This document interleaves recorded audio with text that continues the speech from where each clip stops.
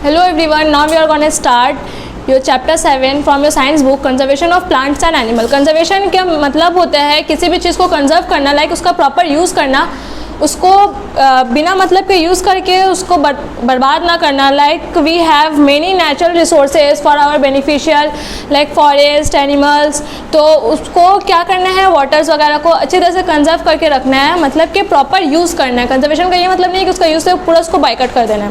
तो इस चैप्टर में हम लोग क्या पढ़ रहे हैं, conservation of plants and animal. इसमें हम लोग सिर्फ प्लांट के कंजर्वेशन और एनिमल्स के कंजर्वेशन के साथ डील करेंगे कि किस तरह से किसी एक पर्टिकुलर स्पीशीज़ को बचाया जाए। Let's start. Forests are an important area which support the survival of all life forms. Forests trap the solar energy and convert into food. Forests play a vital role in the protecting of environment as they help in maintaining the oxygen and carbon dioxide balance in the atmosphere. क्या बोला है, forest को एक important area बताया है। Like forest is very important for us, we know, but कैसे ये important है, किस तरह से प्रूफ करेंगे, क्योंकि फॉरेस्ट में जो प्लांट्स होता है, प्लांट्स में क्लोरोफिल होता है। क्लोरोफिल क्या करता है, सनलाइट को लेता है, सनलाइट को कार्बोहाइड्रेट में चेंज करता है। प्लांट है जो सोलर एनर्जी को लेकर के उसको फूड में चेंज करता है। तो सारे स्पेशीज वो फूड को, हम लोग भी दूसरे पे डिपेंडेंट रहते हैं, जानवर पे या फिर पेड़ पौधों पे खाने के लिए। तो स्टार्ट कहाँ होता है फूड का, फॉरेस्ट में स्टार्ट होता है। अगर हम लोग पूरे फॉरेस्ट को हटा दिया जाए, जो भी हम लोग अनाज वगैरह उगाते हैं वो भी तो एक पेड़ पौधे में ही आता है ना। तो plants is very important if we need a better amount of food for our daily life. और इसके अलावा फॉरेस्ट क्या करता है, इन्वायरमेंट में ऑक्सीजन और कार्बन डाइऑक्साइड का मेंटेनेंस को बराबर करके रखता है। लाइक वी कैन सी, इतना जो पॉपुलेशन बढ़ा है तो ह्यूमंस के बढ़ने से क्या हो रहा है, रिस्पिरेटरी रेट भी बढ़ रहा है। रिस्पिरेटरी रेट बढ़ने से ऑक्सीजन कार्बन डाइऑक्साइड का एक्सचेंज ज़्यादा हो रहा है। अगर हम लोग ज़्यादा कार्बन डाइऑक्साइड रिलीज़ कर रहे हैं, ऑक्सीजन को इनहेल कर रहे हैं, तो एटमॉस्फेयर में वैसा भी कुछ होना चाहिए उतना ही ज़्यादा क्वान्टिटी में जो बैलेंस को बराबर रख पाए। तो इस वजह से फॉरेस्टेशन जो है वो काफ़ी ज़्यादा कंपलसरी है। और इसके अलावा एक और यहाँ पे दिया है important, protecting the environmental as they help in maintaining the oxygen and carbon dioxide. और क्या करता है, प्लांट्स वाइल्ड लाइफ को रखता है सही से। वाइल्ड लाइफ अगर हटा दिया जाए तो फिर वाइल्ड लाइफ का भी एक्सटिंक्शन होना स्टार्ट हो जाएगा। Forest provide a number of resources to mankind. Forest क्या क्या प्रोवाइड करता है, बहुत सारे रिसोर्स, जैसे कि फूड, वुड, मेडिसिन, एनिमल्स, क्या ये सारा प्लांट प्रोवाइड करते हैं। इसके अलावा एनिमल्स क्या हेल्प करते हैं, animals help to maintain the ecological balance. जो इकोलॉजिकल बैलेंस इकोसिस्टम में उसको बैलेंस करके रखता है। Unfortunately due to human interference and explanation of the resources the balance of the nature has been disturb. अब ह्यूमन का खुद का इंटरफेरेंस की वजह से जो काफ़ी ज़्यादा हम लोग रिसोर्स जो हम लोग को मिल रहा है उसका काफ़ी ज़्यादा गलत इस्तेमाल कर रहे हैं, जिसकी वजह से वो क्या हो रहा है, एक्सप्लॉइटेशन हो रहा है, मतलब वो ख़त्म होने जा रहा है। उस जो नेचर का जो बैलेंस है वो बैलेंस बिगड़ रहा है। तो ये हम लोग का ह्यूमन इंटरफेरेंस की वजह से हो रहा है। यहाँ तक तो होपफुली सबको समझ में आ गया होगा। नेक्स्ट क्या है, बायोडाइवर्सिटी। बायोडाइवर्सिटी एक नया टर्म तुम लोग के चैप्टर्स में है, बस इसको देखकर डरना नहीं है, ये नॉर्मल कुछ नहीं है। ये इसको समझना ध्यान से कि हम लोग जहाँ पे रह रहे हैं इन्वायरमेंट में, क्या सिर्फ हम लोग हैं, एनिमल्स हैं, बहुत सारे प्लांट्स हैं, बहुत सारे एनिमल्स हैं, बहुत सारे प्लांट्स हैं, मतलब बहुत सारे स्पीशीज़ हैं। Like human being is the species. Plant में भी बहुत सारे स्पीसीज़ होता है, वीट का, राइस का, हर अलग अलग तरह का प्लांट होता है, अलग अलग तरह का स्पीसीज़ होता है। एनिमल्स में भी अलग अलग तरह का स्पीसीज़ होता है। डॉग एक अलग कैटेगरी में आता है, कैट्स अलग, रैट अलग, मॉस्किटो, फ्लाइज वगैरह तो अलग, मतलब कितना सारा स्पीसीज़ एक साथ एक इन्वायरमेंट में रह रहे हैं ना। तो ये बहुत सारा different various of species of plant and animals and macroscopic organism. Macroscopic organism मतलब छोटा एनिमल लाइक वायरस, बैक्टीरिया, जो हम लोग के आसपास प्रेजेंट होता है पर हम लोग उसको देख नहीं पाते हैं, पर वो भी एक तरह का मैक्रो ऑर्गेनिज्म हुआ। ये नेचुरल इन्वायरमेंट में प्रेजेंट होता है। तो जितना ज़्यादा स्पीसीज होगा वहाँ का बायोडाइवर्सिटी उतना ज़्यादा अच्छा होगा। बायोडाइवर्सिटी मतलब बायो लिविंग बीइंग, डाइवर्सिटी घनापन, मतलब क्या दिखा रहा है कि ज़्यादा से ज़्यादा मिकदार में स्पीसीज जो है वो प्रेजेंट है। Certain regions that are rich with species are known as hotspot. कुछ इलाका ऐसा होता है जहाँ बहुत सारे स्पीसीज पाया जाता है एक साथ, जैसे कि जंगल वगैरह में बहुत तरह का, कोई जंगल में बहुत तरह का जानवर है, बहुत तरह का स्पीसीज है, तो वो रीजन को क्या बोला जाता है, हॉटस्पॉट बोला जाता है, जो कि ये स्पीसीज से फुल है।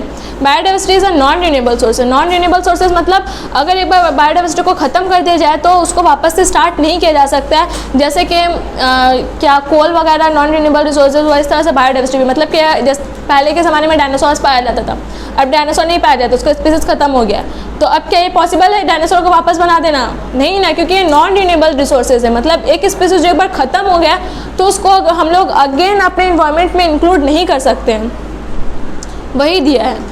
Several species of plant and animal have become extinct last couple of centuries. Last couple of centuries, centuries means 100 year को एक सेंचुरी बोले जाते हैं। बहुत सारे स्पीसीज जो है वो एक्सटिंक्ट हो चुके हैं। There are many that have been identified and in danger are facing the threat and extinction. Life on Earth relies on the identified endangered interaction between the different plants and animals. Therefore, if we want to survive on this planet for a long time, then we cannot afford the loss of biodiversity. देखो इस चीज़ को ध्यान से समझना। इसमें क्या बोला है कि जो स्पीसीज एक बार ख़त्म हो गया है, we can not regain it again in our environment. पहला चीज़ तो ये है, पर हम लोग को बायोडाइवर्सिटी को अपना कम भी नहीं करना है, क्योंकि reach of species is very compulsory for our beneficial. तो इन जनरल बायोडाइवर्सिटी का यही मतलब हुआ कि हम लोग क्या करेंगे, बहुत सारे स्पीसीज एक इन्वायरमेंट में रहते हैं, वो हो गया वहाँ का बायोडाइवर्सिटी। अगर बहुत सारे स्पीसीज है तो वो हो गया हॉटस्पॉट। स्पीसीज क्या है? Species are the group of animal और प्लांट लाइक ह्यूमन बीइंग के एक अलग स्पीसीज है जो कि आपस में रिप्रोड्यूस कर सके, जो कि दूसरे पे रिप्रोड्यूस के लिए डिपेंडेंट ना हो, वो हो जाते हैं स्पीसीज। लाइक डॉग का एक अलग स्पीसीज है कैनिस फैमिलीज, मैंगो का अलग स्पीसीज है मैंगो ट्री का, मैग्नीफेरा इंडिका नाम है।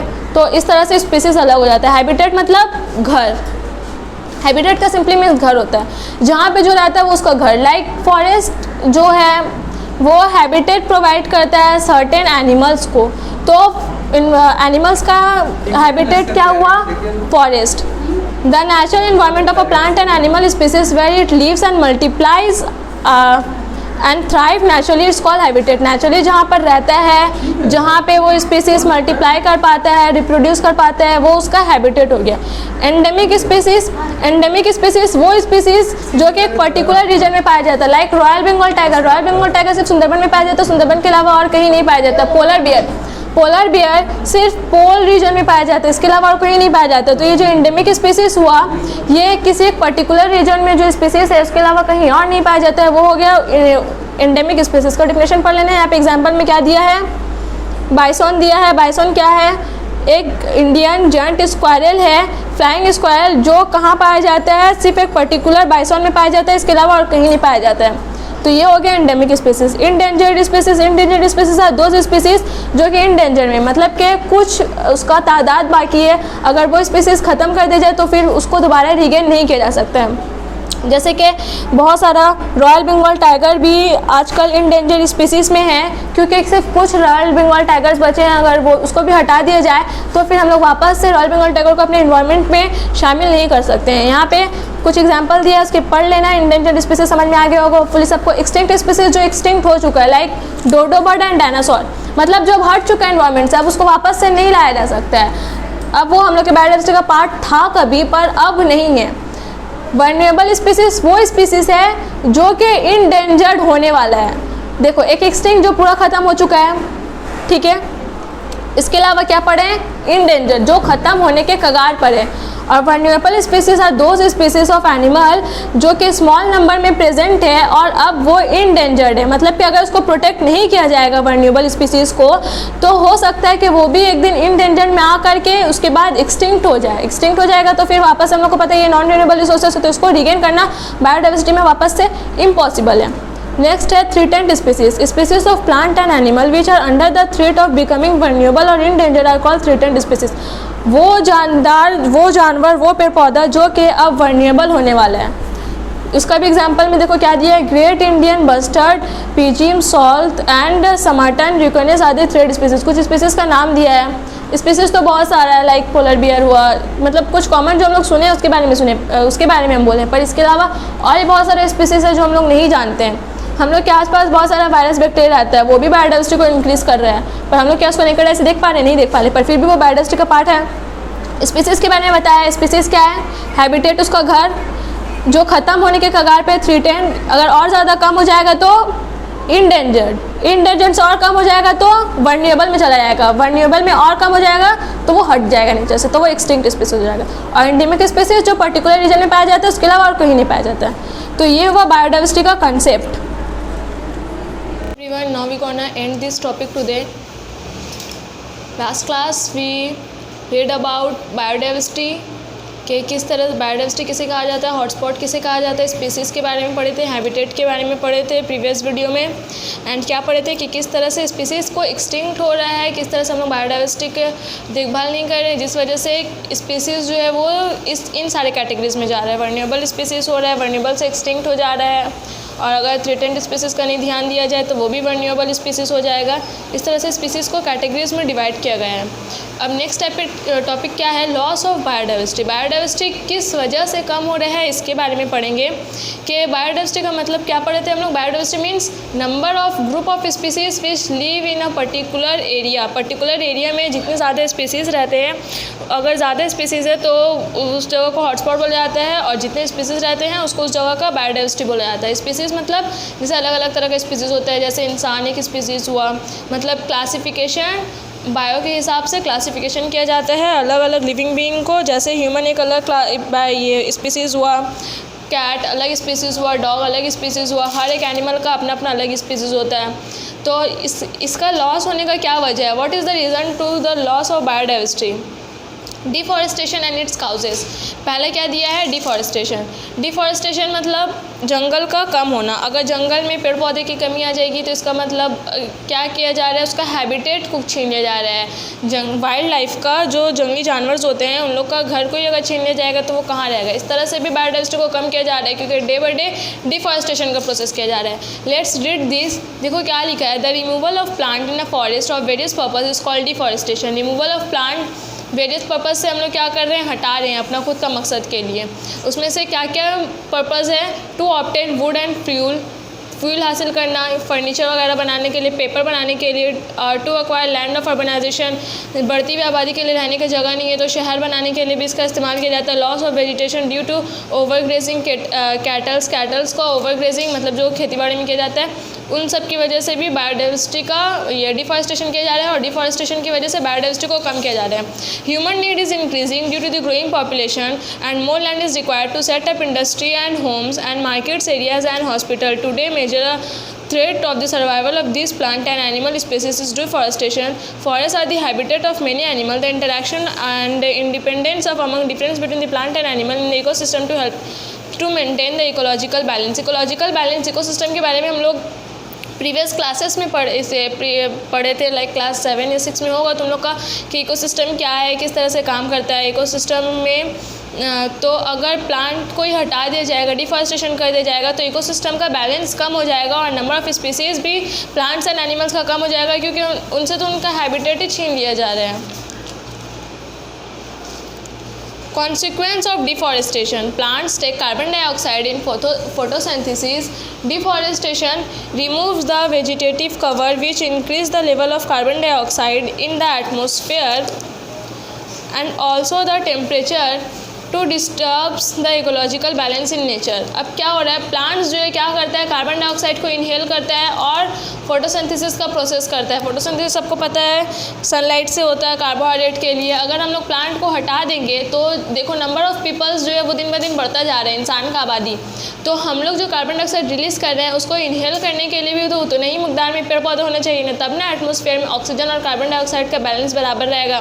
तो डिफॉरेस्टेशन की वजह से अनबैलेंस हो जा रहा है। और क्या दिया, due to deforestation less carbon dioxide is used up it to increase the amount of atmospheric global warming. Carbon dioxide remains in the atmosphere and traps the heat reflected by the earth. This affects the climate patterns and may lead to reduced rainfall, loss of fertility. As a result, the chance of nature climate such as floods, droughts increases. अब देखो next क्या बोला है इसमें, जिस तरह से पेड़ पौधों को कम किया जा रहा है तो इसकी वजह से क्या हो रहा है, कार्बन डाइऑक्साइड का इंक्रीज़ हो रहा है अमाउंट एटमॉस्फेयर में। पहले जितना कार्बन डाइऑक्साइड था नॉर्मल एटमॉस्फेयर में, अभी क्या हो रहा है उससे ज़्यादा है। तो कार्बन डाइऑक्साइड क्या कहता है, जो एटमॉस्फेयर में फैला है लाइक हम लोग के इन्वायरमेंट में, नॉर्मल एयर में, तो इस वजह से कार्बन डाइऑक्साइड जब दिन के वक्त क्या होता है, सूरज का रोशनी जो आता है वो अर्थ जो है अब्जॉर्ब करता है ज़मीन, और रात के वक्त उसको रिफ्लेक्ट करता है वापस। तो इस तरह से एटमॉस्फेयर का काम होता है। पर कार्बन डाइऑक्साइड जब रिफ्लेक्ट करता है हीट को रात के वक्त, तो उसको अब्जॉर्ब कर लेता है। अब्जॉर्ब करने की वजह से दिन ब दिन जो गर्मी जो होती है वो बढ़ती जा रही है। लाइक पहले समर सीज़न में जितना डिग्री सेल्सियस होता था अभी बढ़ गया है, फिर बढ़ जाएगा।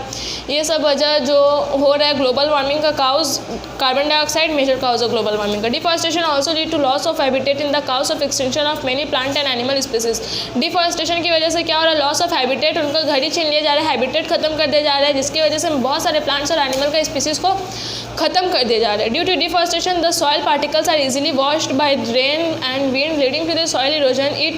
In hilly area, erosion can cause landslide. The fertile layer of soil is lost and lands become barren. And this situation continues for a long time, and then area converts into the desert, and the process is called desertification. इस point में एक topic के बारे में discuss किया गया है, डिफॉरेस्टिकेशन। Desertification. Desertification क्या है भाई? प्लांट्स डिजर्टिफिकेशन क्या है? देखो क्या होता है ना, प्लांट्स जो होते हैं वो क्या करते हैं, सॉइल इरोजन को रोकते हैं। मान लो कि ये हील है, ठीक है, इसमें बहुत सारे पेड़ पौधे हैं। मान लो कि ये कोई पेड़ पौधे हैं, यहाँ पे ऐसे बहुत सारे लाइन से लगा है, ठीक है। तो ये क्या करता है, यहाँ पे जो मिट्टी होगा उस मिट्टी को ना पकड़ कर रखता है, जिसकी वजह से मिट्टी फिसलता नहीं है जगह से, सॉइल इरोजन नहीं होता है। ड्यू टू डिफॉरेस्टेशन जब प्लांट्स को हटा दिया जाएगा तो जो भी लैंड रहेगा इसका सॉइल जो रहेगा वो सॉइल इरोजन होना स्टार्ट हो जाएगा। अगर पूरा डिफॉरेस्टेशन हिली रीजन से कर दिया जाए तो वहाँ पे लैंडस्लाइड का डर होता है। लैंडस्लाइड एक नेचुरल डिजास्टर है, लाइक अर्थ को एक तूफान वगैरह जिस तरह से होता है, लैंडस्लाइड एक अलग प्रोसेस लैंडस्लाइड होता है due to soil erosion. Trees are also absorb the groundwater and release the atmosphere in the form of water vapor by the process of transpiration. Due to deforestation, transpiration cannot take place, which makes the atmosphere dry, adversely affecting the water cycle. अब water जो है जब जहाँ पे ज़्यादा forestation होता है तो वो वाटर जो है पानी को पकड़ कर रखता है। लाइक वाटर लेवल कम ना हो जाए, ज़मीन के अंदर जो वाटर लेवल है उसको कम नहीं होने देता है, वो रहता है नेचुरल जैसे काफ़ी अच्छा रहता है। पर अगर हटा दिया जाए पेड़ पौधों को तो जो ग्राउंड का वाटर लेवल है वो क्या होता है, वो कम हो जाता है और वाटर वेपर जो है ट्रांसपिरेशन के प्रोसेस से वो पूरा वाटर जो है वो वेपर में कन्वर्ट हो जाता है। ये किस वजह से होता है? डिफॉरेस्टेशन की वजह से। डिफॉरेस्टेशन की वजह से ट्रांसपिरेशन होता है। ट्रांसपिरेशन मतलब कि ज़मीन में मौजूद वाटर लेवल का कम हो जाना, मतलब उसको वेपर में कन्वर्ट कर देना, जिसकी वजह से अगर वाटर लेवल कम हो जाएगा तो हम लोग का एटमॉस्फेयर किस तरह से हो जाएगा, ड्राई हो जाएगा, adversely effecting the water cycle. बहुत बुरी तरह से जो वाटर साइकिल है उसको इफेक्ट करता है। वाटर साइकिल का मतलब तो सबको पता होगा, वाटर साइकिल जैसे हम समुद्र वगैरह से धूप का रोशनी से जो वेपर बनता है, वेपर से क्लाउड बनता है, फिर क्लाउड से जिस तरह से वापस वाटर बॉडी में आता है, ये हो गया वाटर साइकिल। वाटर साइकिल को बिगाड़ देता है डिफॉरेस्टेशन। ये बहुत सारा उसका मतलब डिफॉरेस्टेशन का लॉस है कि डिफॉरेस्टेशन की वजह से हम लोग किस किस तरह के नुकसानात से गुजर रहे हैं। इसके वजह से एक मेन चीज़ जो हम लोग पढ़ रहे हैं, लॉस ऑफ बायोडाइवर्सिटी, वो तो अलग है, वो तो सबसे बड़ा मेजर काउज है, मेजर प्रॉब्लम है, sorry. Apart from man-made causes, many plant and animal species are also destroyed due to natural causes such as earthquake, climatic change, flood, drought, cyclone, etc. यही दिया है कि man-made causes मतलब इंसान की वजह से ये सारे बहुत सारे नेचुरल डिज़ास्टर्स जो है वो होते हैं। Conservation of biodiversity. अब देखो लॉस ऑफ बायोडाइवर्सिटी का मतलब हमने क्या पढ़े हैं कि बायोडाइवर्सिटी को ख़त्म किया जा रहा है, मतलब स्पीसीज़ जो है दिन ब दिन कम होते जा रहे हैं। पहले बहुत ज़्यादा स्पीसीज़ पाए जाते थे हम लोग के पूरे अर्थ में, पर अभी स्पीसीज़ कम हो गए हैं। तो अब पर हम लोग को तो क्या करना है, ये एक नॉन रिन्यूएबल नेचुरल रिसोर्स है तो हम लोग को इसको कंजर्व करना है। कंजर्व करने का मतलब क्या है, इसको प्रिवेंट करके रखना है। तो यहाँ पे इसको कैसे प्रिवेंट किया जाएगा, किस तरह से कंजर्व किया जाएगा? The preservation is carefully manage of the plant animal species in order to prevent the extinction is called conservation. Conservation emphasis the protection of ecosystem, the natural habitat of living being, These include a typical ecosystem through a network, protected area, land or sea. These are managed by the government and agency. The government make rules and policy protect and conserve them. India has approximately 381 protected area, biosphere reserve, natural parks and wildlife sanctuary for this purpose.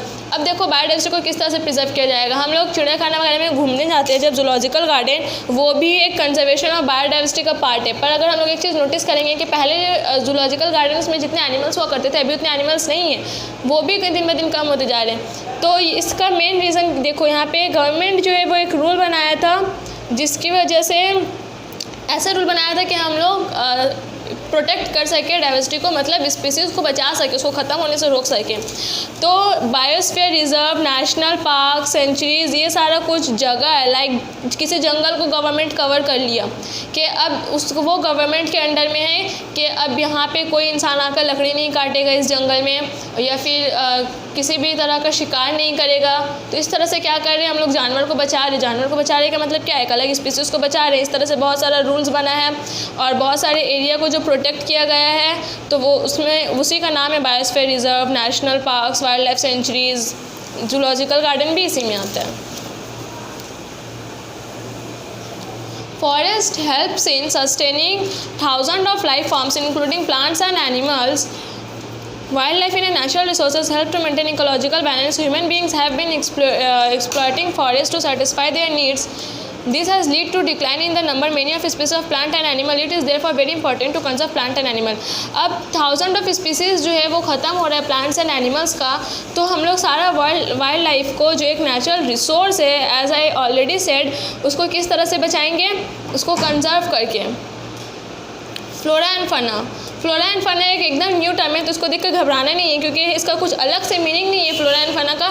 It simply what means, देखो क्या है, the plants and animals found in a specific region are known as flora and fauna. एक specific reason में, मतलब कोई खास इलाका मान लो, एक पर्टिकुलर रीजन किसी को कंसिडर कर लो, वहाँ पे जो प्लांट्स है वहाँ के प्लांट्स को क्या बोला जाएगा, उस इलाका का फ्लोरा बोला जाएगा, और वहाँ पे जो एनिमल है उस इलाके का फौना बोला जाएगा. तो देयर इज नथिंग डिफरेंस, कुछ एकदम अलग हट के नहीं है. प्लांट्स को क्या बोला जाएगा, किसी एक पर्टिकुलर रीजन का फ्लोरा, और एनिमल्स को फना बोला जाएगा.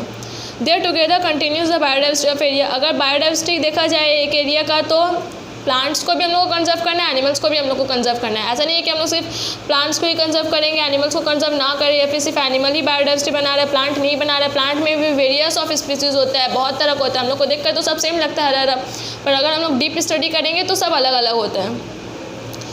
लाइक एनिमल्स जैसे अलग अलग होता है. The flora and fauna of a country are important to renewable sources, therefore their management is very important. वही बताया जिस तरह से बायोडाइवर्सिटी एक कंट्री का बहुत इंपॉर्टेंट है, यहाँ पे बायोडाइवर्सिटी को हटा करके सेंटेंस में फ्लोरा एंड फना दे दिया है. पर क्या फ्लोरा एंड फना देने से मीनिंग सेम हो चेंज हो जाएगा? नहीं, क्योंकि फ्लोरा एंड फना क्या है, वहाँ का बायोडाइवर्सिटी है, वहाँ का एनिमल्स को बताया गया है. अच्छा, अब हम लोग क्या पढ़े थे कि किस तरह से कंजर्व कर रहे हैं हम लोग, बायोस्फीयर रिजर्व से, नेशनल पार्क से, wild life sanctuary, forest reserve, zoological park and botanical garden. तो ये सारा कुछ ऐसा सिस्टम बनाया है मैन मेड का जिसकी वजह से हम लोग बायोडाइवर्सिटी को कंजर्व कर पाएंगे. अब इस सब के बारे में एक एक पैरा डिटेल्स में दिया है. देखो क्या लिखा है. बायोस्फीयर रिजर्व क्या है? Biosphere reserve is a special area और a coastal environment in which multiple use of land is permitted by dividing into a certain zone. The natural और the core zone consist an undistributed and legal protected ecosystem. There is a buffer zone surrounding the core zone and the transition zone is the outermost reserve zone. These areas allow to participate government and local people. Some biosphere reserve recognized by UNESCO. UNESCO जो है ये इसका part है, UNO का part है, United nation organisation का part है. In the Nilgiri, Sundarban and Gulf of Mannar. ये नीलगिरी में, सुंदरबन में और गुल्फ ऑफ मन्नार, ये इंडिया में कुछ जगह है जहाँ पे गवर्नमेंट क्या बनाया है, बायोस्फीयर रिजर्व बनाया है. बायोस्फीयर रिजर्व मतलब एक ऐसा डेंस फॉरेस्ट एरिया जहाँ पे बहुत सारे प्लांट एंड एनिमल पाए जाते हैं, उसको गवर्नमेंट अपना अंडर में टेक केयर के लिए ले लिया है. अब जो मेन रीजन होता है, मान लो कि ये पूरा बायोस्फीयर रिजर्व है, ठीक है, ये पूरा बायोस्फीयर रिजर्व है. तो जंगल के बीच में जहाँ ज़्यादा घना इलाका होगा वहाँ ज़्यादा जानवर पाया जाएगा. इसको क्या बोला गया है, core zone. Core zone. Core zone के बाहर वाले इलाके को क्या बोला गया है, बफर जोन. और बफर जोन के बाहर वाले इलाके को ट्रांजिशन जोन. बस इसको बांट दिया है खुद के वेलफेयर के लिए कि हम लोग सही से पता कर पाए कि कहाँ पे ज़्यादा डाइवर्सिटी है और किस इलाके को ज़्यादा अच्छा से कंजर्व करना है, बचाना है। National parks. Now what are national park? A national park is an area which is strictly reserved for the protection of wildlife. Human activities such as forestry, grazing, cultivation, etc. are not permitted here. Some famous national parks in the country are Jim Corbett and Dudhwa in Uttar Pradesh, Tadoba in Maharashtra. देखो Jim Corbett एक national park का नाम है, ये कहाँ है? दुधवा में है, उत्तर प्रदेश में है। इसके अलावा तडोबा ये कहाँ है? महाराष्ट्र में। एग्जाम्पल सबको याद करना का क्वेश्चन एग्जाम में क्वेश्चन आता है तो एग्जाम्पल्स के साथ लिखना है। नेशनल पार्क भी एक तरह का प्रोटेक्शन है वाइल्ड लाइफ के लिए, मतलब एक फॉरेस्ट को अपने अंडर में ले लिए है। उसके स्पेशल कैटेगरीज क्या है? फॉरेस्ट्री, मतलब कल्टीवेशन, ये सारा चीज़ जो है वहाँ पे करना मना है। वहाँ पे ह्यूमन वेलफेयर के इंसान अपने ज़रूरत के हिसाब से वहाँ के लकड़ी वकड़ी को नहीं काट सकते, पेड़ को नहीं काट सकते, वहाँ का कुछ भी सामान यूज़ नहीं कर सकते, शिकार वगैरह नहीं कर सकता, वो होता है national life. Now what is wildlife sanctuary? Wildlife sanctuary is a protected area that is reserved for the conservation of wildlife. Human activities such as collecting of timber, manure, forest produce the wildlife sanctuary. Wild life sanctuary भी एक तरह का protected area है wild life को जहाँ पे conserve किया जाता है। सब में मेन फंक्शन क्या है? वाइल्ड लाइफ को सेव करना। ह्यूमन एक्टिविटी इसमें क्या है? ह्यूमन एक्टिविटीज़ जो है जिस तरह से लकड़ी का हासिल करना या फिर कुछ और पेड़ पौधा का हासिल करना, मतलब ये सब थोड़ा बहुत अलाउ है, परमिट किया गया है, परमिशन दिया गया है, बट एक लेवल तक का जिससे कि डाइवर्सिटी को नुकसान ना पहुँचे उस हिसाब से।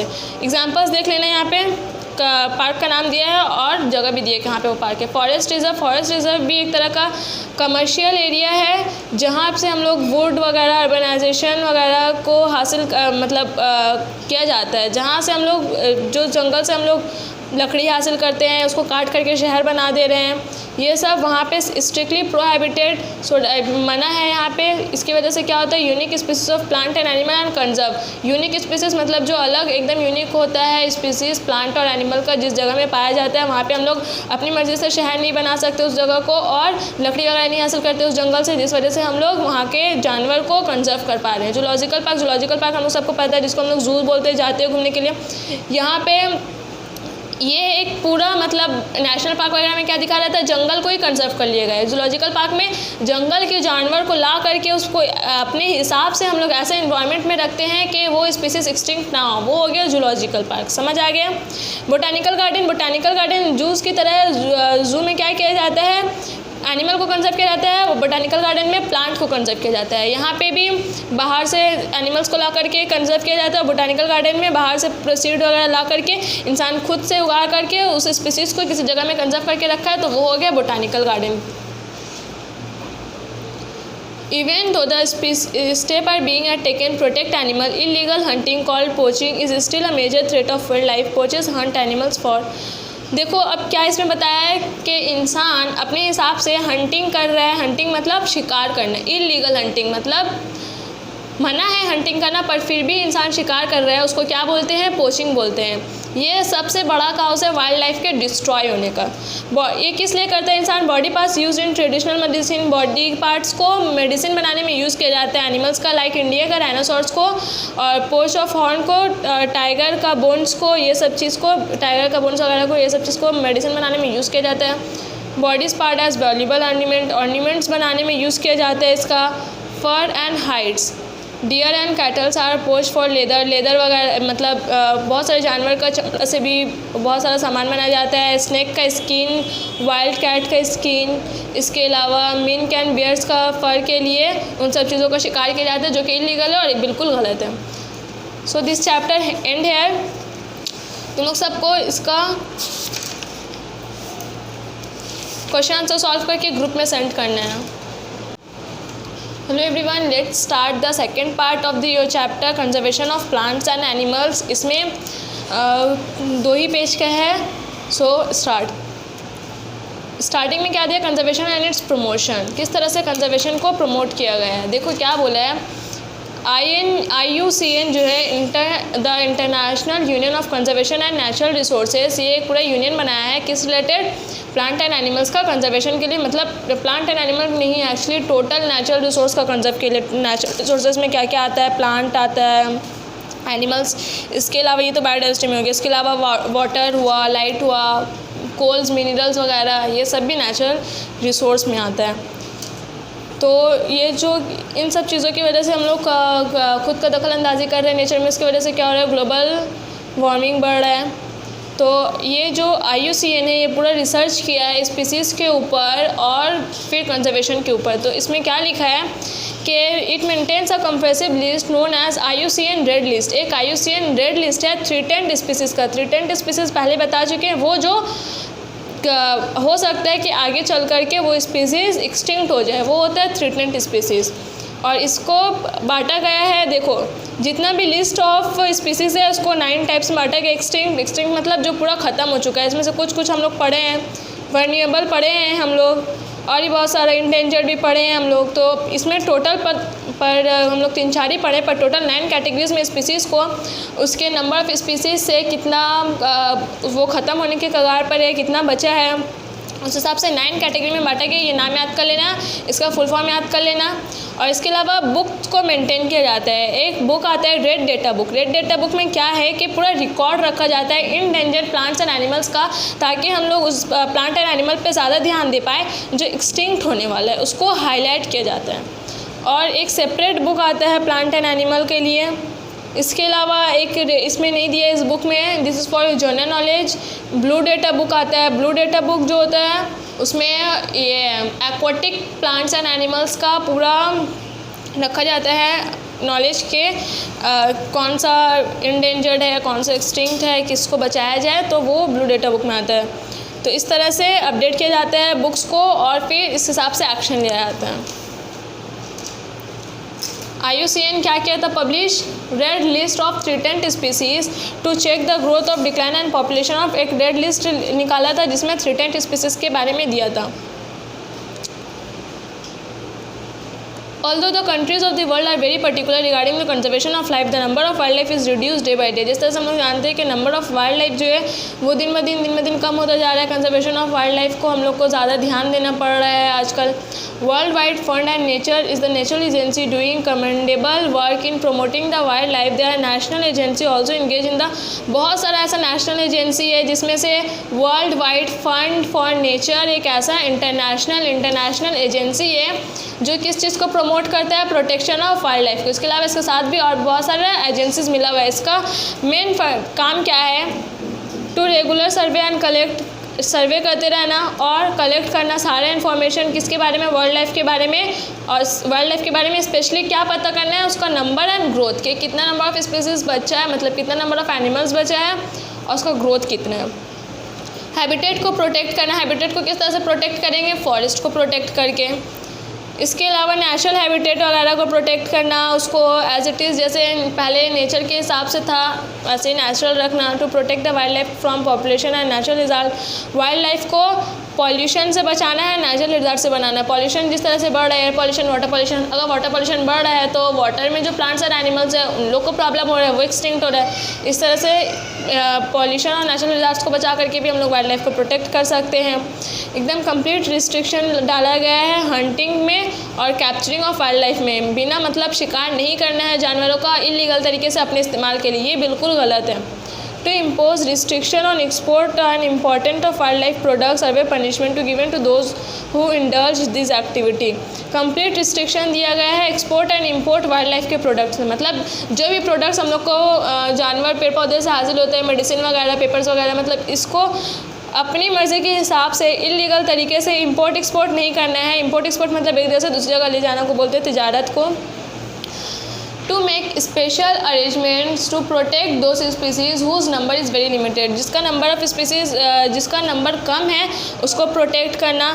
इसके अलावा जनरल लोगों में बढ़ाया जाए, जनरल नॉलेज दिया जाए। जिस तरह से अभी तुम लोग को नहीं पता था कि ये बायोडाइवर्सिटी क्या होता है, कंजर्वेशन क्या होता है, पर अब पता चल गया। इस तरह से तमाम लोगों में जनरल अवेयरनेस डाला जाए ताकि और बचाने में आसानी हो, इस सिस्टम को बढ़ाया जाए। अब देखो इंडिया का सर्वे के हिसाब से इंडिया में more than 500 types of wild animals है। एनिमल्स का नंबर ऑफ कितना है, 500 है। और इसके अलावा बर्ड्स कितने टाइप के हैं, 2100 टाइप्स के बर्ड है। इसके अलावा 20,000 टाइप्स के रेप्टाइल्स और फिशेस इंडिया में पाए जाते हैं। ये नंबर्स ऑफ याद कर लेना, ये नंबर्स काफ़ी इंपॉर्टेंट है कि कितना बर्ड्स वगैरह, मतलब इंडिया का बायोडाइवर्सिटी क्या है, कितना तरह के स्पीसीज़ पाए जाते हैं। According to an estimate India is about 200 species of wild animals and birds have become extinct. अब देखो क्या दिया है कि टोटल 200 स्पीसीज़ जो है वाइल्ड एनिमल का वो एक्सटिंक्ट हो चुका है। इसके अलावा 2500 ऐसा है जो अब हो सकता है कि वो एक्सटिंक्ट हो जाए। These are endangered species. इसमें से कुछ एग्जांपल दिया है ब्लैक बंक, इसके अलावा वुल्फ, डियर, इंडियन गैजल्स। इसमें से इतना याद करने का ज़रूरत नहीं है, 5-6 एटलीस्ट याद होने चाहिए। या फिर MCQ वगैरह में दे देता है identify which of this are extinct और कौन से इंडेंजर्ड है। In India the government of NGOs are taking keen in interest in the protection of wild life. India में गवर्नमेंट और NGOs जो है वो काफ़ी ज़्यादा इंटरेस्टेड इस बात में कि प्रोटेक्शन ऑफ वाइल्ड लाइफ के बारे में। द वाइल्ड लाइफ को प्रोटेक्ट किया जाता है एक्ट 1972 सिर्फ स्पेशली वाइल्ड लाइफ को प्रिजर्व करने के लिए, कंजर्व करने के लिए ये एक्ट को निकाला गया है। इसमें बहुत सारे रूल्स वगैरह है। As many 165 games centuries and देखो नेशनल पार्क वगैरह 21 नेशनल पार्क, 165 सेंचुरीज़, ये सारा हैबिटेट और वाइल्ड लाइफ एनिमल्स को प्रोटेक्ट किया गया है। टोटल इंडिया में 21 नेशनल पार्क है और 165 गेम सेंचुरी है। इसके अलावा वाइल्ड लाइफ कंजर्वेशन डे मनाया जाता है 1 to 7 अक्टूबर एवरी ईयर। 1 अक्टूबर से लेकर 7 अक्टूबर तक का ये पूरा एक हफ्ता होता है। जिस तरह से इंजीनियर्स डे वगैरह आता है, मेडिकल डे आता है, उस तरह से ये वाइल्ड लाइफ कंजर्वेशन डे है। But still there is a long way to go in this direction. Recycling of paper, अच्छा अब हम लोग किस तरह से और अफॉरेस्टेशन कर सकते हैं। रिसाइकलिंग ऑफ पेपर, पेड़ पौधा से ही पेपर्स को बनाया जाता है। अगर एक स्टूडेंट डेली एक पेपर भी सेव करता है तो एक साल में कई ट्रीज़ को हम लोग सेव कर रहे हैं। तो इस तरह से पेपर्स को रिसाइकिल किया जाए कि उसको रीयूज़ किया जाए, पैकेट बना करके, कार्डबोर्ड बना करके, पेपर बैग्स वगैरह बना करके इसको रिसाइकिल किया जाए। ये हुआ रिसाइकलिंग ऑफ पेपर। डिफॉरेस्टेशन मतलब ज़्यादा से ज़्यादा पेड़ पौधों को लगाना, क्योंकि वही ज़्यादा इंपॉर्टेंट है। मेन फूड वगैरह भी वहीं पर बनता है, कार्बोहाइड्रेट वगैरह, स्टार्च, एनर्जी वहीं से आता है, केमिकल एनर्जी वहीं से आता है, लाइट्स को एनर्जी में भी प्लांट ही कन्वर्ट करता है। तो सबसे मेन पार्ट है तो डिफॉरेस्टेशन। तो डिफॉरेस्टेशन में ये चीज़ दिया है कि किस तरह से हम लोग प्लांट्स को और ज़्यादा से ज़्यादा लगा सकते हैं। हर इंसान को अपने घर में कम से कम एक पेड़ लगाना चाहिए। तो this all are the parts of deforestation.